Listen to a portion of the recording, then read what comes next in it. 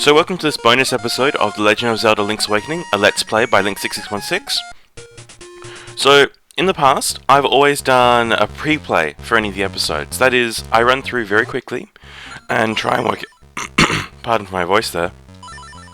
I run through very quickly and try and work out what it is that I need to do, just so I can do it a little bit more efficiently. Now, usually I know this dungeon pretty well, so it doesn't take much for me to figure out stuff, but it stops a bit of aimless wandering around, informs me of key topics that I'm going to need to be aware of for the discussion, to try and reduce the amount of general downtime in what I'm saying. But I thought it might be interesting to sort of show what that process looks like, in part because I see a lot of Let's Plays that just look fantastic, and you never would guess that this kind of stuff would happen, despite the fact that it's kind of obvious once you hear it suggested that they do. That looks like a key, and it's probably going to be those two blocks moved in together because you can see a clear pattern trying to form. So I will also be doing just a standard episode as well, but yeah, this will be a bonus one just for you guys. When I say just for you guys, I mean the exact same people who will be watching it anyway. That looks like an ominous thing. Now, if I recall correctly, it's one of these blocks represents each encounter, so this is the fourth encounter that I should encounter that mini-boss. Oh, you encounter the mini-boss about 4 times in this dungeon, by the way. And down we go. I do like the little allusion here to Zelda 2 that keeps cropping up in these little side sections. Oh, we need to actually kill them. Oh. Now when you get the hookshot, they're much easier. A lot easier.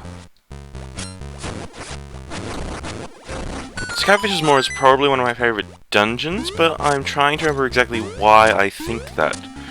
Because I actually did check some stuff. The last time I played a Zelda game, this Zelda game, would have been about 2009. But I only got up to the Catfish's Maw. I didn't actually do anything more than that.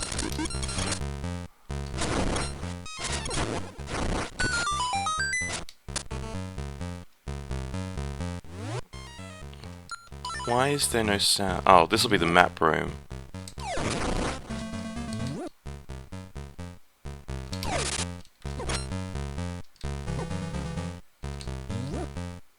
These things are a right pain.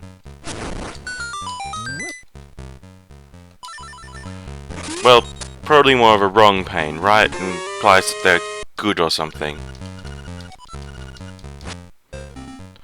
But yay, turns of phrase.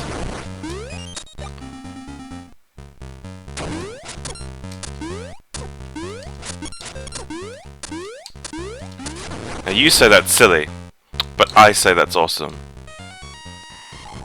Oh wait, no it's not. Right. Now then, how to do this without dying? The answer is you just do that. I was seriously expecting to have to use my secret potion just then, but apparently not.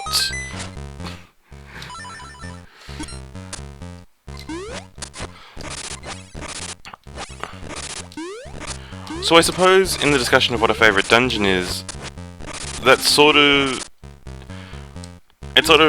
he's trying to work out what is a good dungeon, which is a little bit different I guess to a favourite, because a favourite dungeon can just be from one puzzle. A piece of power. Now this will be the last dungeon that I use the red clothes for, because after this we get the boomerang, and then suddenly it's blue clothes and boomerang time. And if I die after I get the blue clothes, you should be very disappointed in me. I want a few more hearts. I don't usually like hitting crystals? Coral? I'm not entirely sure what this is supposed to be. I'm gonna say crystals. Come on, spawn me some lovely hearts.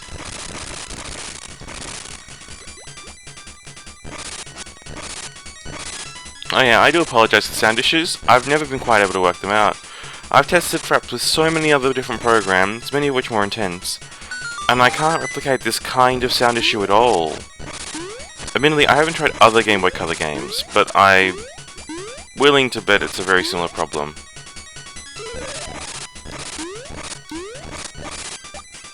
Right, full hearts. Let's go. And we're going to need some bombs.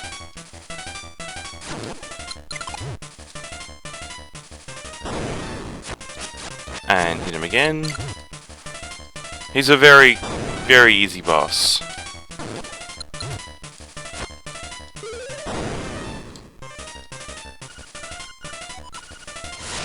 Rightio then, that was easy enough. As you can see, encounter 1. That's a nice little device there that I'm sure nobody ever really noticed.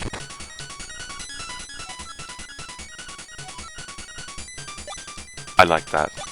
That's really quite well done, actually. Right, let's see what we have here.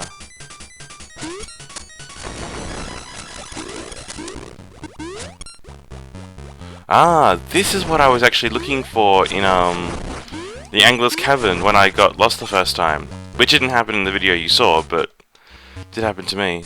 Now, I think this is just the... It has a name. I think this is the way to get to getting the boss key, or getting to the boss itself. But, I better check. Ooh, heart. Heart, heart, heart. And bounce, bounce. Yep, I'm pretty confident that's the boss key. But, rather than calling that incorrect wandering, we're going to call that foreshadowing. See, because foreshadowing implies I knew what I was doing. Just finding it doesn't. Of course, that conversation works a lot better if I didn't just tell you that. Well, that argument works a lot better, I should say, really. Bah, English.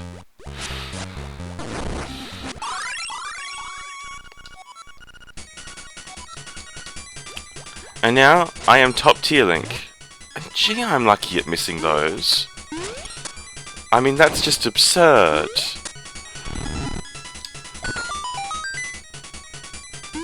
Rightio then. Now, I don't think you're supposed to do it like this. But I'm pretty sure you can. It's just not easy. Damn it, I'm gonna try at least a few times. There we are. I got 50 rupees. And I don't think I can do any of these other things. That's right. But look at that.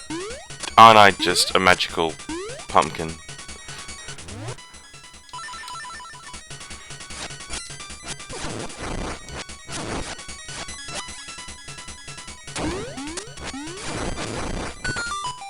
Oh, okay then.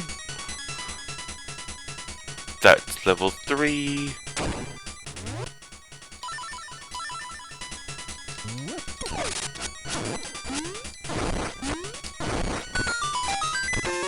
And a map!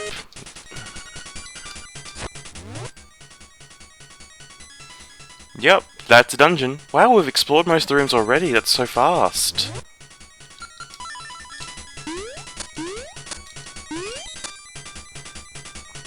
I really remember this dungeon being longer, larger, more interesting. A lot more interesting. I think I'm gonna have to retract this being my favorite dungeon.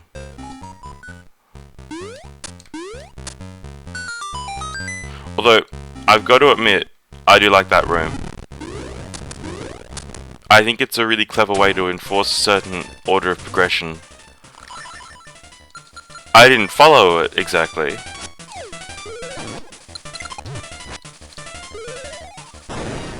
And slash again. I do like this gimmick though.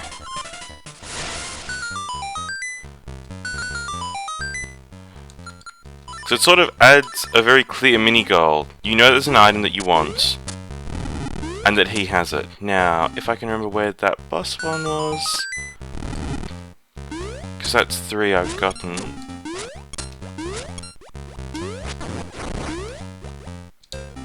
No. Um.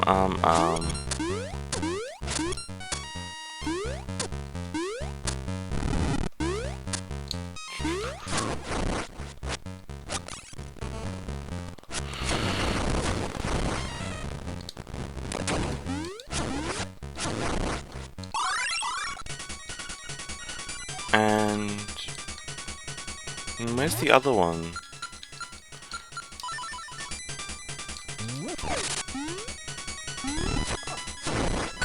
That's better. Here I am, as powered up as I possibly could be.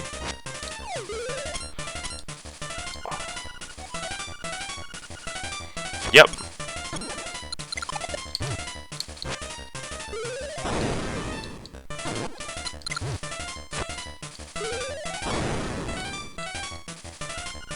I'm not the most honourable swordsman in the world, but I am a swordsman. Now I think the quickest way to get back to the start is the Mambo.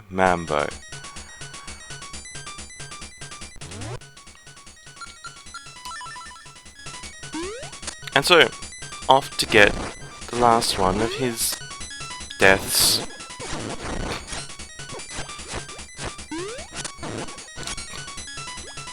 Which, I am looking forward to getting the hook shot just to kill those. There'll be blissful murder of things with masks. So, hopefully you're not wearing a mask.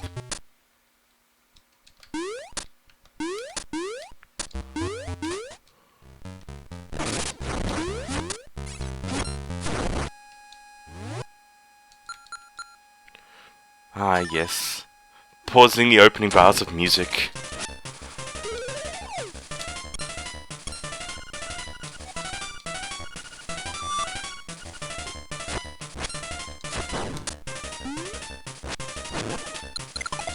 And this is where he becomes an actual mini-boss. Sort of.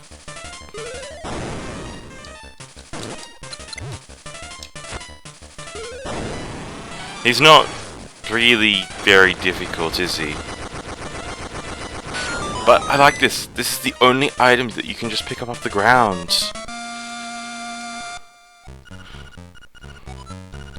Like everything else is in a chest, but this one, it's just there.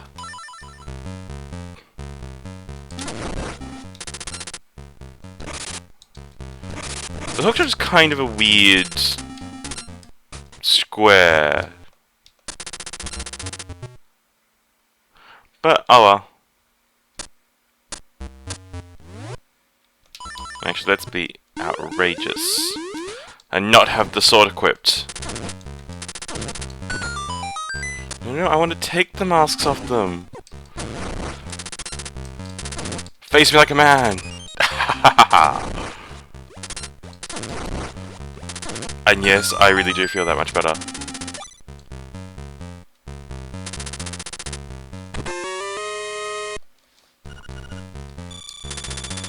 Poor rupee counter. If only I actually had a use for you, like buying a bow and arrow or something.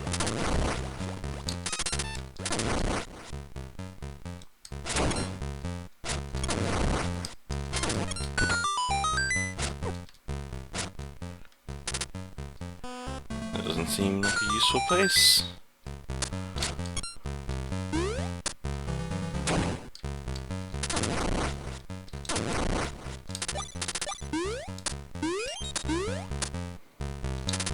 And what's in this chest? Hopefully... oh, not chest. Thing.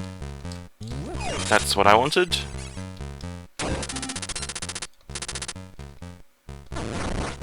I don't think I have a key. I don't have a key.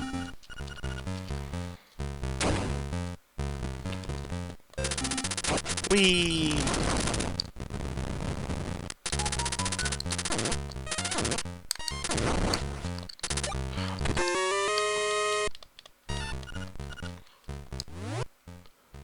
I am perfectly fine in my arrow needs. Probably should have been picking up those bombs that I've been seeing.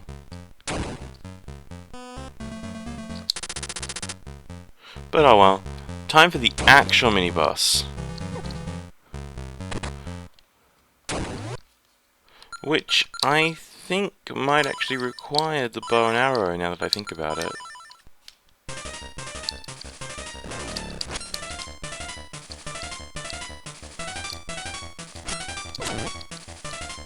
Can you do it with the hook shot? Yes, you can. That's good. I wonder if I can bomb arrow them actually.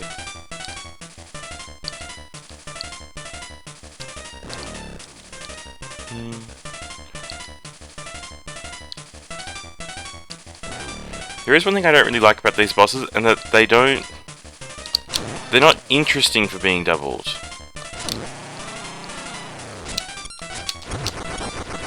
That's odd.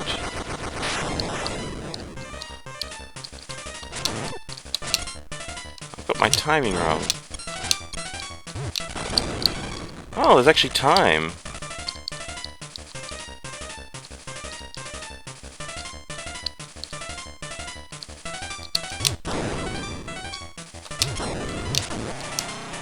Oh well.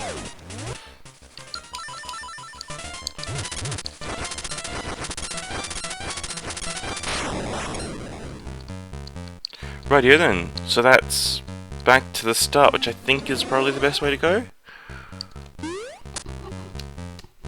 Sorry about that. Right here then. Progression, progression, progression, progression, progression. Progress in all the things.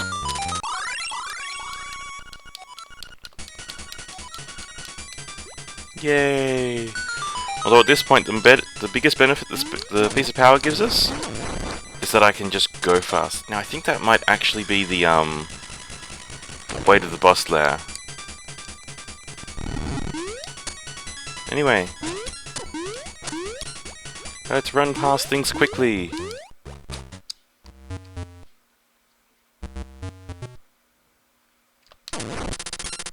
That's right, you can only use it sideways in this.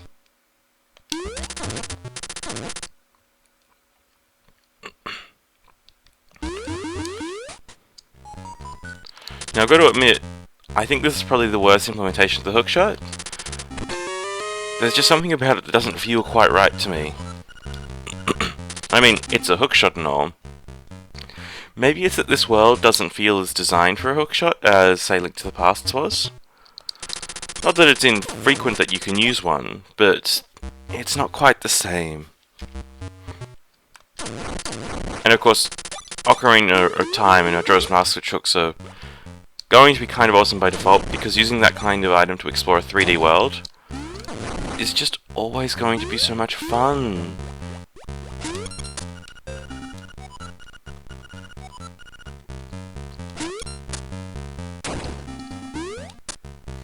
Actually, why am I not checking this right away? I already have a boss key, so it can't be that much. Oh, you can kill them by jumping on them.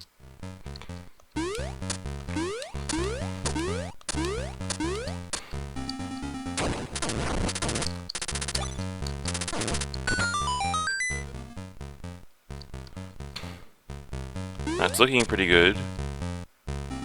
Yup, that would be it. No spare keys.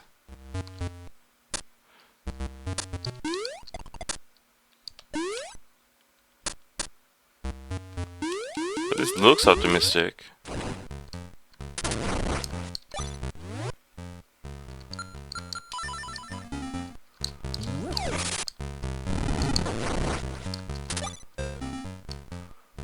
But there we are.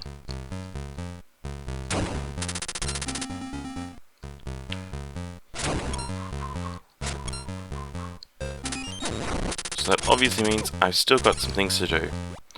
But I think I was pretty wrong in my assertion that this was my favourite dungeon. It's a fun enough dungeon, but it's not really complex enough to really warrant the distinction of favourite.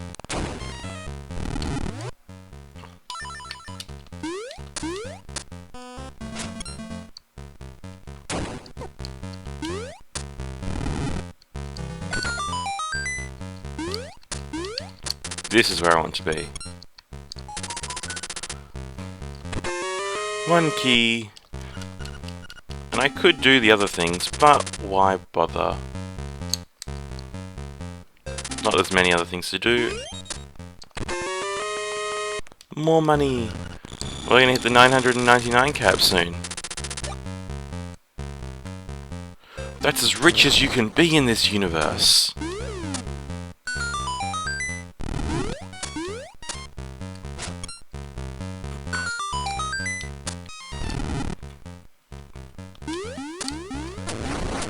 Oh, while I am talking about this now, obviously because I'm recording it, I would actually usually still do this.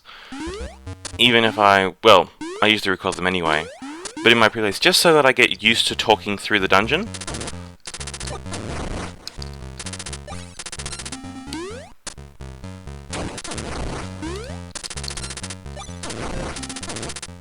And that's everything deaded. So I'd be really interested to see what you guys think of the differences between the pre-play and the actual play. Although, I can understand if you didn't really want to watch both of them. That's right, we need a sword and a hookshot.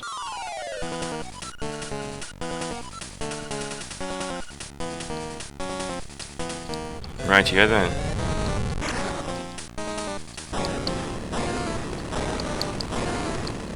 I usually find this boss a little bit of a pain to deal with, because you need to keep pretty on the ball here.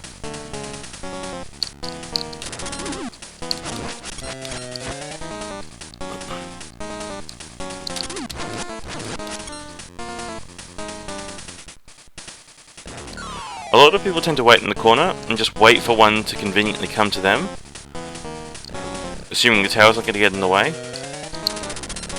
because that means you get a lot of grip rather than just a few very quick slashes. But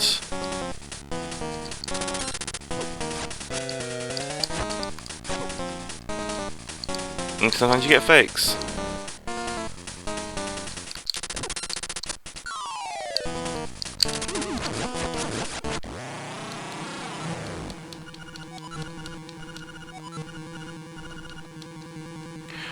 Now this little dialogue is where the game starts to take a turn for a very different turn, plot-wise.